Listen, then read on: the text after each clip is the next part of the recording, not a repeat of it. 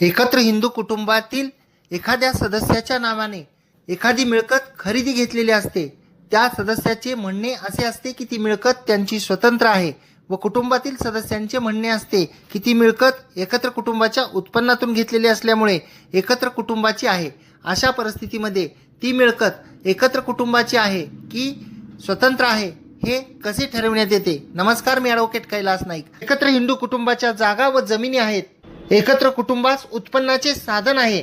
एकत्र कुटुंबाचे अद्याप सरसनिरस मानाने वाटप झालेले नाही. असे असताना एकत्र कुटुंबाच्या उत्पन्नातून एखाद्या सदस्याच्या नावे मिळकत खरेदी केल्यास ती मिळकत एकत्र कुटुंबाचीच मिळकत होते आणि एकत्र कुटुंबाचे वाटप झालेले नसताना व एखाद्या सदस्या स्वतः एखादी मिळकत खरेदी केलेली असेल व ती त्याची स्वकष्टार्जित मिळकत आहे असे त्यांचे म्हणणे असेल तर त्यांना ती मिळकत घेण्यासाठी उत्पन्नाचे साधन काय होते हे स्वतंत्रपणे सिद्ध करावे लागेल.